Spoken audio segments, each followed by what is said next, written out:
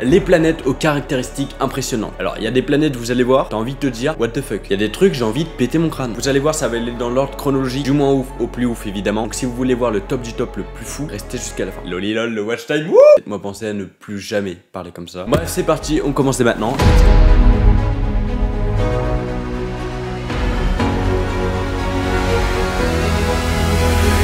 On commence avec une planète plutôt pas mal déjà, HD 189 773b. Alors à ce moment là c'est plus une planète, c'est un code wifi. Mais cette planète elle est incroyable, elle me fascine. Elle se situe à 60 années-lumière, a été découverte en 2005. Et son atmosphère est remplie de silicium qui se transforme en éclat de verre qui se déplace à 6500 km/h dans des nuages violents. Et accompagné de vent allant jusqu'à 8700 km/h. Donc en gros reconstitution, si tu vas là-bas il y a clairement des bouts de verre en fait qui te transpercent carrément. C'est même pas ils te tombent dessus, c'est ils te transpercent à des vitesses fulgurante, truc de fou. Pardon du coup parce que si tu vas là-bas tu meurs, donc c'est pas si fou que ça finalement. Deuxième planète, GJ1214b. Alors cette planète est totalement recouverte d'eau, c'est comme dans Interstellar là le même truc. Mais par contre je me dis pour les thalassophobe, là pour le coup c'est impressionnant. C'est-à-dire qu'il y a aucun endroit où tu peux poser tes yeux parce que bah il y a pas d'endroit quoi. Et les fonds des océans dans cette planète sont immense en fait. Donc celle-là elle n'était pas si incroyable que ça, mais la prochaine est plus impressionnante. Gliss 581c. Alors pourquoi cette planète est aussi impressionnante? Et bien tout simplement parce qu'on pourrait y vivre, ça fait plaisir. Sauf que le truc c'est que si on y vivait, au lieu de voir un ciel bleu comme on voit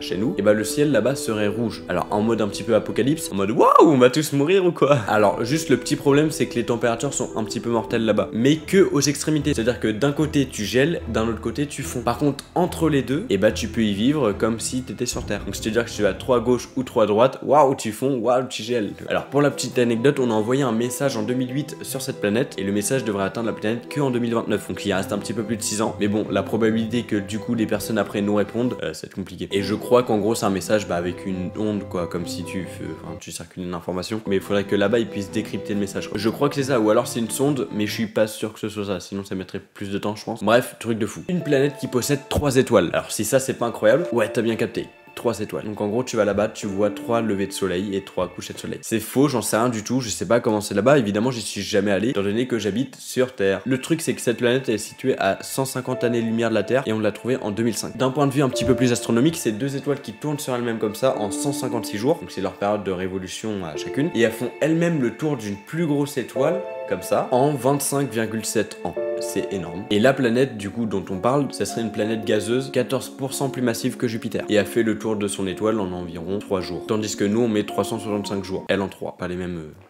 Pareil, pas différent du coup. Tress 2b. Alors cette planète elle est folle. Alors cette exoplanète, donc une planète qui est semblable à la Terre, se trouve à, préparez-vous, 695 années-lumière d'ici. Alors c'est beaucoup. Pour ceux qui veulent voir d'ailleurs des petites infos concernant les distances années-lumière, je l'ai expliqué dans cette vidéo où je faisais une excursion nocturne, donc j'allais la nuit observer Saturne et Jupiter. Et années-lumière en gros ça veut dire quoi? C'est en gros la distance que va mettre la lumière pour aller d'un point A à un point B en un an. Je sais pas si vous captez ce que je veux dire. La lumière à part du point A, pour aller au point B, si elle met un an tout pile, et ben on aura dit que le point B est à 1 année-lumière du point A. Bref, et donc cette planète, c'est la planète la plus sombre qu'on n'a jamais observée. Elle réfléchirait moins de 1% de la lumière qu'elle reçoit. Est-ce que tu te rends compte un petit peu? Donc en gros, la lumière qu'elle reçoit, elle absorbe plus de 99% de cette lumière. Et donc c'est pour ça parce que sa surface est composée d'un gaz qui absorbe la lumière qui lui provient de son étoile. Et la température là-bas, elle est de 1100 degrés. Alors autant vous dire que déjà qu'à 35 degrés je suis en PLS, ça me paraît compliqué de vivre là-bas. 55 Cancri E. Alors là on va dans des planètes de plus en plus folles et celle-là est incroyable. Mais il y a encore mieux après. Mais en gros celle-ci serait composée à 33% de diamants. Alors elle se situe à 40 années-lumière de la Terre. Mais si tu vas là-bas et tu ramènes même pas 1% de ce que contient cette Terre en diamant, et bah tu rembourses toutes les dettes mondiales en fait. Bon, après le truc c'est que pour aller là-bas ça mettrait juste beaucoup trop de temps. Et le voyage coûterait tellement cher que même Elon Musk ne pourrait pas se le permettre. Mais ce que je viens de vous dire sur cette planète est faux. Voilà. Merci à tous. Non, en gros, on a cru pendant longtemps qu'elle était composée que de diamants. Sauf que récemment, après une phase d'étalonnage, et ben on a compris que cette planète, en fait, c'est moins fou que ça. Enfin, si, c'est quand même un truc de fou, mais elle est juste recouverte de lave. Donc des océans de lave, carrément. Et en parlant de lave, on va aller vers le contraire, là. Gliss 436b. Cette planète, c'est une boule géante de glace. Aussi grosse que mes couilles. Non, pardon, ça, pour le coup, c'était une blague à pas faire, je suis désolé. Je me suis un petit peu trop senti là pour le coup. Et cette planète, elle ne contient que de la glace à cette surface, mais pourtant sa température est à 439 degrés. Alors là, je sais, c'est un petit peu what the fuck, parce qu'on nous a toujours appris que la glace a fondé quand tu dépassais les 0 degrés. Mais en fait, alors j'ai pas trop compris, mais tout s'explique avec la gravité. Elle est tellement forte là-bas que l'eau va se transformer en glace et va directement au centre de la planète. Bon bref, passons les détails parce que j'ai pas compris, mais ça fait que la température elle peut être élevée, elle peut être à ce que tu veux. Ça fera toujours de la glace parce que l'eau en fait elle est tellement compressée, et vous avez peut-être vu en physique que plus tu compresses l'eau, plus ça forme de la glace parce que tu rapproches en fait les molécules entre elles. Et donc du coup la gravité là-bas fait qu'il y a de la glace. Kepler 10b. Tu vas sur cette planète, tu crèves. Voilà, on va te le dire. Non, parce qu'en fait elle est comme un volcan géant. Cette planète elle comprend une activité sismique et volcanique extrême. Elle serait totalement recouverte de lave avec une température à plus de 1300 degrés Celsius. Elle ressemble d'ailleurs un petit peu à ma mère. Waouh, genre bizarre. Kepler 438b. Alors cette planète elle est hyper loin de la Terre, elle est à 470 années-lumière. Je crois qu'on se rend vraiment pas compte, mais 470 années-lumière ou 690 comme on a dit tout à l'heure, bah c'est énorme en fait, c'est fou en fait. Elle a été découverte en janvier 2015 et elle se rapproche de très près de la Terre. Alors vous allez me dire pourquoi, calmez-vous, je vais vous expliquer. C'est un monde un petit peu montagneux, donc c'est-à-dire qu'il y a des montagnes, de la Terre, et sa température serait presque parfaite pour y accueillir la vie. Et aussi elle pourrait même contenir de l'eau liquide. Et si t'as de l'eau, on le sait, t'as sûrement de la vie. Imagine genre t'arrives là-bas et tu vois des gens. Est-ce que d'ailleurs vous voulez qu'on tente de repérer pendant une excursion nocturne les étoiles qui sont à côté des planètes que je viens de vous citer? Moi je me dis que ça peut être intéressant. Il y a une excursion nocturne déjà postée d'ailleurs sur la chaîne où je vous ai montré Jupiter et Saturne, c'est plutôt pas mal. HD 209 458b, elle s'appelle aussi Osiris, donc on va l'appeler Osiris. Alors pour ceux qui doivent donner un nom aux planètes, je vous en supplie, trouvez des vrais blazes parce que là je peux même pas la lire quoi.